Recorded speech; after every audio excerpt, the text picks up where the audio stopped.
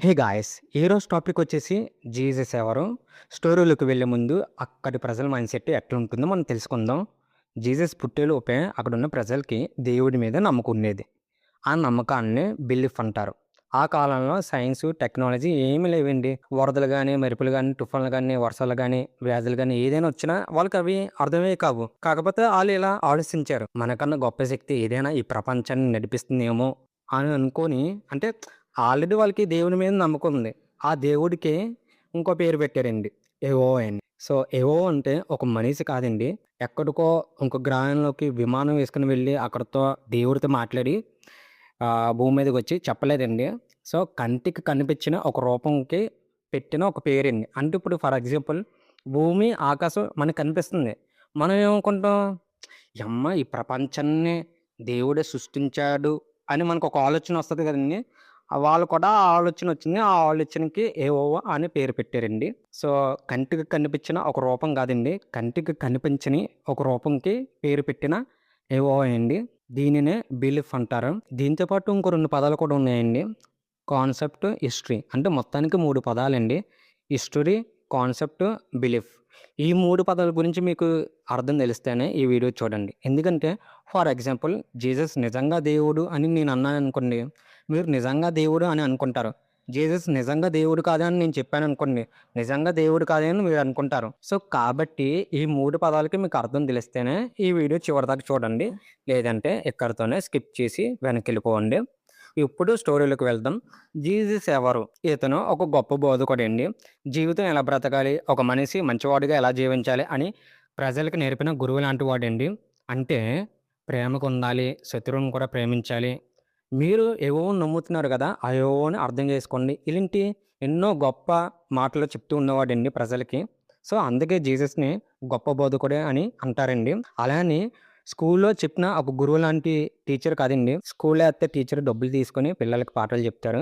కాకపోతే ఇక్కడ జీసస్ అలాంటి వాడు కాదండి. జీసస్ ఒక బిలీఫ్ గురించి ప్రజలకు చెప్తూ ఉన్నవాడండి. ఇప్పుడు జీసస్‌ని ఎందుకు దేవుడు అని అంటారు? ఆ కాలంలో సమాజం చాలా కఠినంగా ఉండేదండి. పాపని అనుకునే వారిని సమాజం బయటకు పంపించేవారు. పేద ప్రజలకి విలువ ఉండేది కాదు. అక్కడున్న మత నాయకులు, అధికారులు, రాజులు ఎవరైనా సరే వాళ్ళ మాటే చట్టం అండి. ఎంతలా అంటే దేవుడి దగ్గరికి చేరాలన్నా కూడా పూజారి తప్పనిసరి అవసరం అని అనుకునే పరిస్థితి అండి. ఇలాంటి సమయంలో జీసస్ ఏం చెప్పాడంటే దేవుడి దగ్గర చేరడానికి పూజారి తప్పనిసరి కాదు. డబ్బులిచ్చి పాపం పోదు. మంచి మనసు ఉంటే చాలు. పేదవాళ్ళందరూ దేవుడితో సమానము. దేవాలయం కంటే మనిషి ముఖ్యము. ఆ పాపని ద్వేషించకు. పేదవాళ్ళకి సాయం చేయి. క్షమించు. ఇలాంటి గొప్ప గొప్ప ఎన్నో మాటలు ప్రజలకు చెప్తూ వచ్చేవాడండి. సో, ఇలాంటి మాటలు కూడా అక్కడున్న ప్రజలు వినడానికి ముందుకు వచ్చేవారు. అప్పుడు అక్కడ ఉన్న ప్రజలు గమనించారు. ఏమని? ఇతను ప్రేమ గురించి చెప్పాడు. శత్రువుల్ని క్షమించమన్నాడు. మనల్ని బాధపెట్టే వారిని కూడా క్షమించాలి. ఎంత మంచి వ్యక్తి సాధారణ మనిషి కాకపోవచ్చు అని అనుకున్నారండి. సో, అప్పటినుంచే వాళ్ళకి భావన కలిగింది. అంటే ఫస్ట్‌లో గురువు అనుకునేవారండి. తర్వాత దేవుని దూత. ఆ తర్వాత దేవుని కుమారుడు. ఆ తర్వాత ఇతనే దేవుడు అని అనుకున్నారండి. సో, ఇది ఒక్క రోజులో జరగలేదండి. అలా కాలం గడిచే కొద్దీ తరతరాలుగా ప్రజలు చెప్పుకుంటూ వచ్చినప్పుడు ఈ భావన అన్నది మారిందండి. ఇప్పుడు జీసస్‌కి నిజంగా పవర్స్ ఉన్నాయా? ఆదుడికి చూపించినట్టు, నీటి మీద నడిచినట్టు, చనిపోయిన వాడికి బ్రతికిచ్చినట్టు. ఇవన్నీ కథలు ఎక్కడున్నాయి? బైబిల్‌లో ఉన్నాయి. యాక్చువల్లీ ఒక సంఘటన నిజంగా జరిగిందని చెప్పాలంటే ఒకే గురువు రాసిన కథ సరిపోదండి. వేరే వేరే రికార్డ్స్ కూడా ఉండాలి. రాజపు రికార్డ్స్, ఇతరుల చరిత్ర, వ్యతిరేకులకు రికార్డ్స్. యాక్చువల్లీ చరిత్రకారులు సాధారణంగా ఒప్పుకునే విషయాలేంటంటే అతను ఒక మనిషి. అతను ఒక బోధకుడు.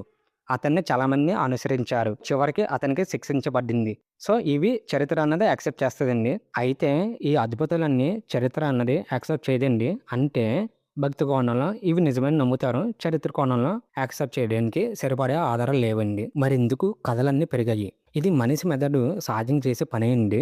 దీనిని ఫాల్స్ కేస్ బిలీఫ్ అంటారు. ఇది మీకు స్పష్టంగా అర్థమవ్వడానికి 2 ఎగ్జాంపుల్ చెప్తానండి. ఫస్ట్ ఎగ్జాంపుల్ వచ్చేసి ఒక పర్సన్‌కి జ్వరం వచ్చింది. టాబ్లెట్ వేసుకున్నాడు. పూజ కూడా చేశాడు. 2 రోజుల్లో జ్వరం తగ్గింది. అప్పుడు ఆ పర్సన్ ఏమనుకుంటాడు? నేను పూజ చేయడం వల్లనే నాకు జ్వరం తగ్గింది అని అనుకుంటాడు. కానీ నిజానికి టాబ్లెట్ వల్ల తగ్గింది. లేదా సహజంగా కోలుకొని ఉంటాను.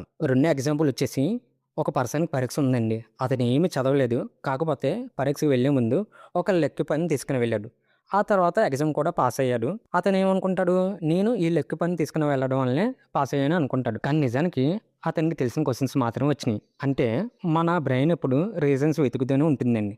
ఏదైనా ఒక మంచి జరిగితే ఇది ఎవరో ఒకళ్ళు చేసి ఉంటారు అని అనుకోవడం సహజమండి. అదే విధంగా అప్పట్లో హాస్పిటల్స్ ఏమీ లేవండి. ఒక పర్సన్‌కి జ్వరం వచ్చింది. కొన్ని రోజులకి సహజంగా తగ్గింది. కాకపోతే అదే సమయంలో జీసస్ కలిసాడు అనుకోండి. అప్పుడు ప్రజలేమనుకుంటారు? జీసస్ తాకాడు, జ్వరం తగ్గింది. అంటే అతనికి సహజంగా కోలుకునుంది. కాకపోతే కారణం అన్నది జీసస్ అని భావించారు. ఇలానే కథలు తరతరాలుగా చెప్పుకుంటూ పెరిగాయండి. దీనినే ఫాల్స్ కేస్ బిలీఫ్ అంటారు. అర్థం వచ్చేసి ఒకటి ఇంకోటి వల్ల జరిగింది అనుకోవడం. ఇప్పుడు జీసస్‌కి నిజంగా సిలువ వేశారా? అవునండి. నిజంగా సిలువ వేశారు. ఆ కాలంలో ఆ ప్రాంతం రోమన్ రాజ్యం కింద ఉండేది. అంటే మీకు అర్థమైన భాషలో చెప్పాలంటే ఇప్పుడున్న మనకి ప్రభుత్వం ఎలా ఉందో ఆ కాలంలో కూడా ఒక గవర్నమెంట్ ఉంటదండి. గవర్నమెంట్ ఏమనుకుందంటే జీసస్ విషయంలో ప్రజలందరూ జీసస్ చెప్పిన మాటలే వింటున్నారు. అంటే ఇంకా అతన్నే ఫాలో అవుతున్నారు. సో, ఇట్లా ఫాలో అవ్వడం వల్ల ఏం జరుగుతది ప్రభుత్వానికి నష్టం? ఒకవేళ జీసస్‌ని ఫాలో అవుతే, అతన్ని అనుసరిస్తే, అతను చెప్పిన మాటలు వింటే గవర్నమెంట్ వైపు అదే తిరుగుబాటు జరుగుతది. అంటే ప్రశ్నించడం మొదలు పెడతారు అని అనుకోని ప్రభుత్వం కాదండి. అక్కడున్న అధికారులు, మత నాయకులు ఎవరైనా సరే వాళ్ళకి వ్యతిరేకంగా ఉన్నారు ఈ ప్రజలందరూ. ఎవరి వల్ల? ఈ జీసస్ చెప్పిన మాటల వల్ల ఇంక ప్రజలందరూ జీసస్‌ని నమ్మడం మొదలు పెడుతున్నారు ఇలా.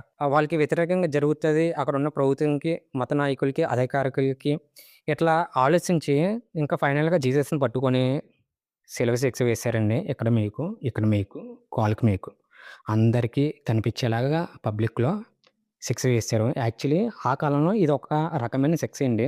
కఠినమైన శిక్ష ఇది. చెప్పుకోవాలంటే ఒక చాలా దారుణమండి.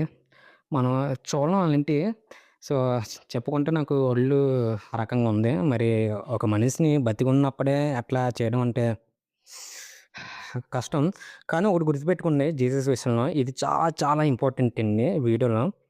జీసస్ నిజంగా దేవుడు అని అనుకోని సిలువ శిక్ష వేయలేదు. అలా అని జీసస్ నిజంగా చెడ్డవాడు అని అనుకోని సిలువ శిక్ష వేయలేదు. కేవలం అక్కడున్న ప్రజలు జీసస్‌ని అనుసరించి మొదలుపెట్టారు. సో, ఇంక ఫైనల్‌గా జీసస్‌నే ఫాలో అవుతారని అనుకోని అంటే అలా ఫాలో అవ్వడం వల్లనే కదా మత నాయకులకి, అధికారికులకి, ప్రభుత్వంగా అందరికీ అదే నష్టం జరుగుతది కదా! తిరుగుబాటు జరుగుతది కదా! యాక్చువల్లీ అక్కడున్న ప్రభుత్వం కూడా ఇలా అనుకుంది.